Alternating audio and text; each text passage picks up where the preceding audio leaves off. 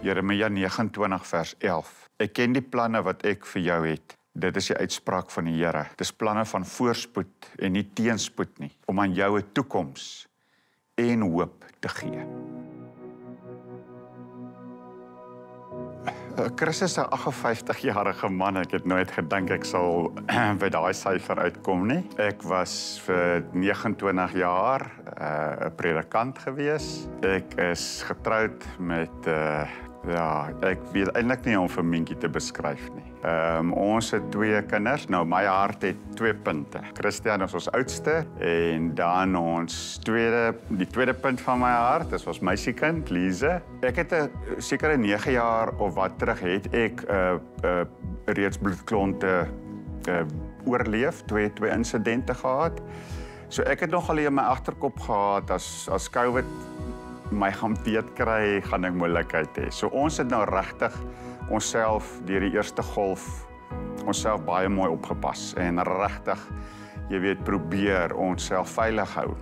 Ons het aan die begin van 2021 was ons fokus eintlik maar net op die 23ste Januarie en dit sou nou Christian en Talana se troudag wees. Die week daarop het Minkie vir ons 'n fotoshoot gereël by die Palmietrivier, daar buite ons dorp, dat ons gesinnetjie dan nou net 'n paar mooi foto's het voor ons kinders nou aan die trou gaan en die huis uit is. En terwyl ons met die fotosessie besig is, het ek bewus geraak dat ek nie lekker voel nie. Dit was die 14de, teen die 18de, daai maandag is ek positief getoets. Die Saterdag, soos my seun sê, het ek gecrash.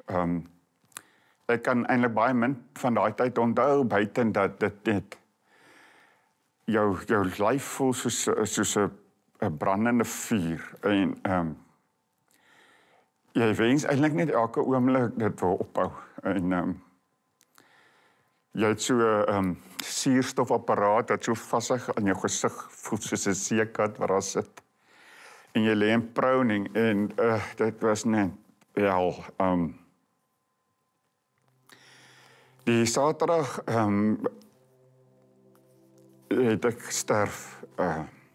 Dit was een van die 3 keer wat Christian hulle van hulle witbrood af teruggeroep is om te kom groet. Hulle het my die aand in 'n koma geïnduseer en my op 'n ventilator geplaas. Na die tyd sal hy hoor dat ek na 3 dae 'n massiewe hartaanval gehad het in die koma. So dit was 'n tweede keer dat die Here se hand regtig oor my was en 4 dae daarna toe het my regterlong kollaps. Hulle kon niks met my maak na ek uit die koma wakker geword het nie, want ek was te swak dat hulle my kon opereer om die long te herstel.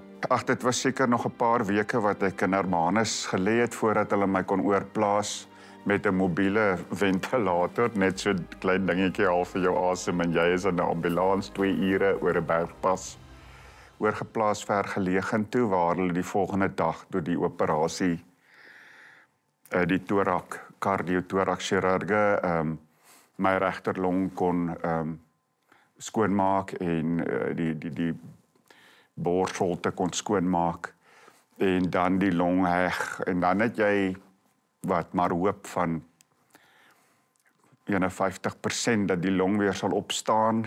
So dit was 'n 3de keer wat die Here op 'n grootse manier sy hand oor my gehou het. Ek het geweet iewers sal ek na 'n step down toe gaan waar die terapeute met my baie sal werk om my lyf te mobiliseer en dat ek gewone funksies kan begin uitoefen en my liggaam kon net niks doen nie. So in Hermanus se lê het ek 'n volle spierdistrofie opgedoen, so al my liggaamse spiere het weggekwyn. Ek was letterlik paralyzed teen die tyd wat ek by vergelegen gekom het. Ek kon niks beweeg nie. My arms en bene het net op kussings gelê. Ek kon nie eers hulle optel nie. In die tyd wat ek in vergelegen was,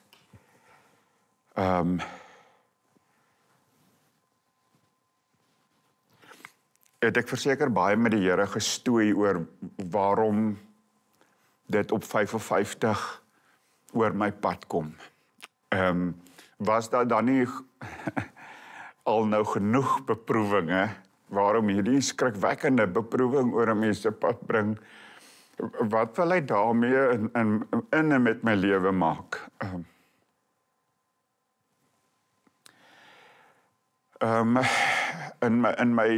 daarom het dit vir my in daai loop ontsettend belangrik geword, wat is die woord wat ek uit die woord kry? En so lê die Here dit op my hart, dat ek my verhouding met hom op die regte plek moet kry. Ek het van die Here gebid dat hy my weer 'n honger sal gee vir sy woord. Want jy's besig met sy woord, jy berei vir dit en dit voor. Maar is nie meer 'n intieme verhouding met hom nie. Ek kan onthou, ek het een woensdagoggend wakker geword met 'n honger om die woord te begin lees.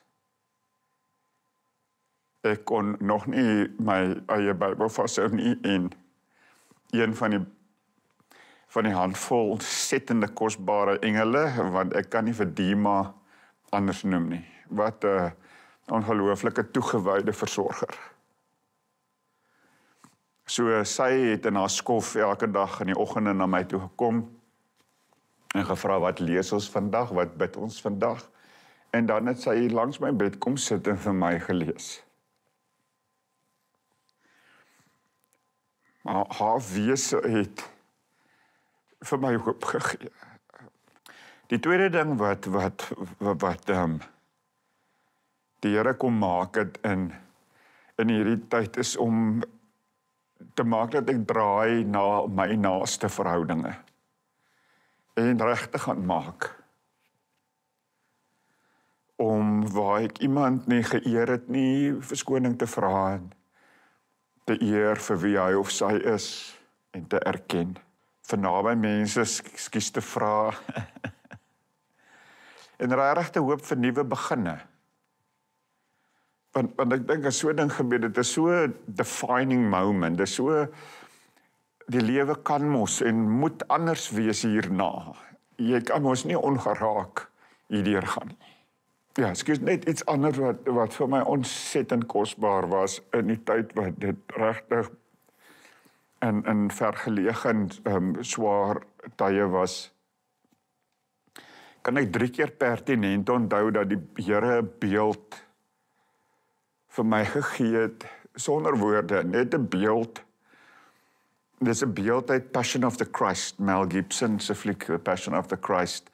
En dit is daai stuk in Jesus intense lyding waar hy sekerlik op pad is om die kruis te dra en hy, in daai tyd is sy gesig al verwrong, dit is eintlik blou pers bloed oor sy gesig en dat hy in grys val, so met sy gesig toe hy met die kruis, en dit is net daai beeld wat die Here vir my gegee het, en ek het gewonder, jy weet, hulle ou nou nie 'n mooi prentjie gee vir 'n ou om hoop te kry nie, maar nee, dit was juis hoop vir my.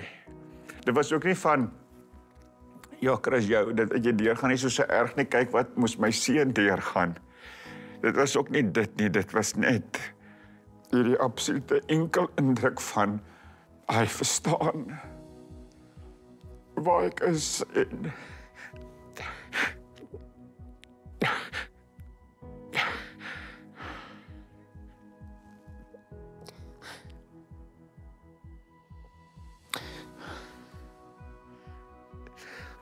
ja, en wat ek neermaak.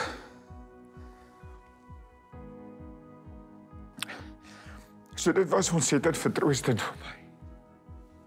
So die pad vorentoe, loop ons met hierdie vashou aan die Here. Daar's eintlik 'n nuwe woord wat ek geleer ken het, dawak is sy eenvoudigste vorm, en dit is in Hebreëus gom. En in sy verbygang kan 'n ou nog gebruik is to cling to the Lord.